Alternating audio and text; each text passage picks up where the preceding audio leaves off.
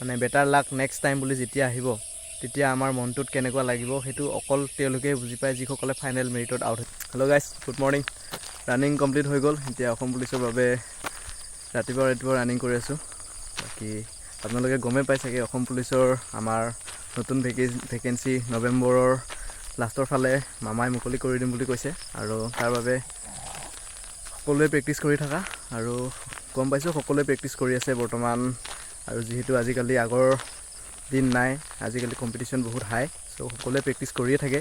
আৰু লগতে ময়ো আহিছোঁ, আৰু গতিকে লগৰ এজন সেই আগত গৈ আছে, সি নতুন বাৰু, এবাৰ ফাৰ্ষ্ট এপ্লাই কৰিবহি। বাকী এটকা খৰচ নকৰাকৈ বিনামূলীয়াকৈ চাকৰি আমি এই বিজেপি চৰকাৰৰ দিনতেই পাবলৈ সক্ষম হৈছোঁ। আৰু বাকী কংগ্ৰেছৰ দিনত আপোনালোকে গমেই পাইছিলে কি হৈছিলে। চ' এতিয়াই এটা সুবিধা আমাৰ হাতত, বিজেপি চৰকাৰখন থকাৰ অৱস্থাতে আমি নিজকে এটা চাকৰি পাবলৈ সক্ষম হ'ব লাগিব, আৰু তাৰ বাবে জোৰদাৰ আমি মেহনত কৰিব লাগিব, কষ্ট কৰিব লাগিব।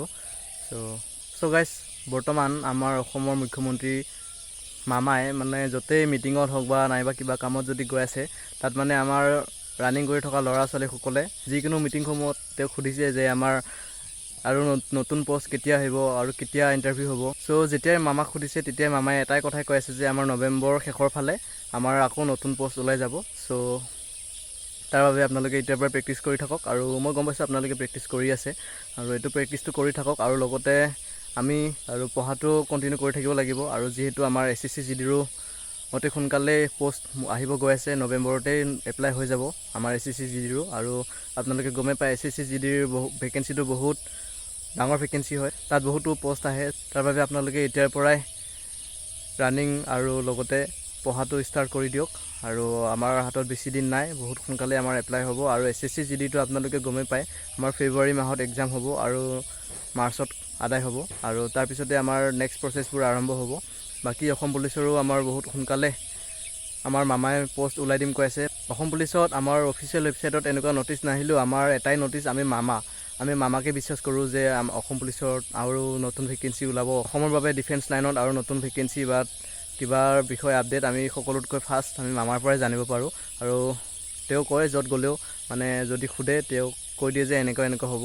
চ' তাকে আমি মানি কেনে চলিব লাগিব। আৰু আমাৰ যিহেতু চাকৰি এটা বহুত দৰকাৰ আমাৰ দুখীয়া শ্ৰেণীৰ ল'ৰা ছোৱালীসকলৰ, চ' তাৰ বাবে আমি জোৰদাৰ মেহনত কৰিব লাগিব, কষ্ট কৰিব লাগিব। আৰু যিহেতু এতিয়া আগৰ নিচিনা নহয়, কম্পিটিশ্যন লেভেলটো বহুত হাই হৈ গ'ল, চ' তাৰ বাবে আমি আগতে যেনেকুৱা কষ্ট কৰিছিলোঁ তাতকৈ এতিয়া বেছি কষ্ট কৰিব লাগিব। আৰু এইকেইদিনতে যিহেতু আমাৰ অসম পুলিচৰ ৰিজাল্ট দি দিলে, চ' যিসকলে পাইছে তেওঁলোকৰ ভিডিঅ' আপোনালোকে চাব পাইছে চাগে ক'ৰবাত নহয় ক'ৰবাত, ইনষ্টাগ্ৰাম বা ফেচবুক বা ইউটিউবত।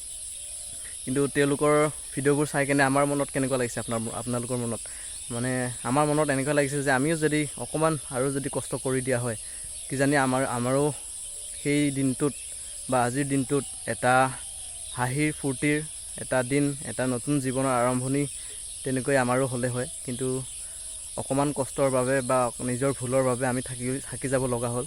চ' একো নাই, আৰু ৰিষ্টাৰ্ট কৰি আছোঁ। চ' আপোনালোকেও আৰু হাৰ নামানিব, আৰু আপোনালোকে নিজৰ প্ৰেক্টিছটো জাৰি ৰাখক, আৰু নিজকে এটা নতুন জীৱন গঢ়ি তুলিবলৈ চেষ্টা কৰক। লগতে ময়ো কৰি আছোঁ।